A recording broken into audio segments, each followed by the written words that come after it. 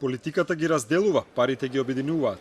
Пратениците во земјава многу сложно го делат колачот од народни пари.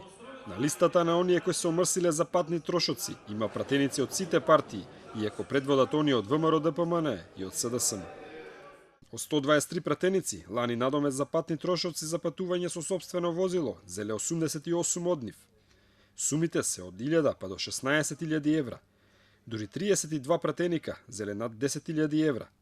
Патувањето на пратениците лани ги чинело граѓаните 717.000 евра. Сумата изгледа уште поголема, ако се знае дека собранието долго време не функционираше.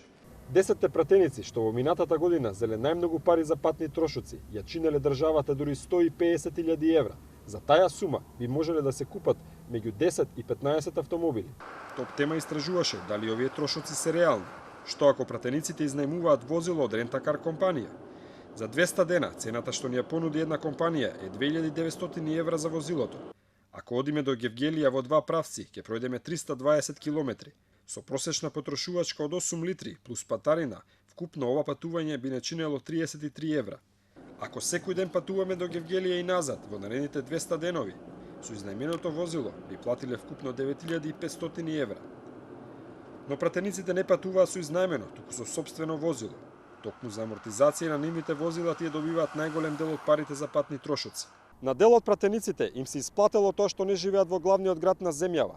Па така, патувајки, тие заработиле повеќе пари на име на патни трошоци отколку на име на плата. На пратениците од ВМРО ДПМН им се исплатени најмногу пари, и тоа 375.000 евра за патни трошоци. Најголемите трошаџи меѓу пратениците пријавиле дека патувале од Гевгелија, Струга или од Битола. Со вкупната сума исплатена лани би можеле да се купат 17 станови од 50 квадрати. За 4 години би се обезбедиле станови за 68 пратеници кои патуваат. Интересно е што ниту еден пратеник не ја тужел државата за неисплатени патни трошоци или други додатоци на плата.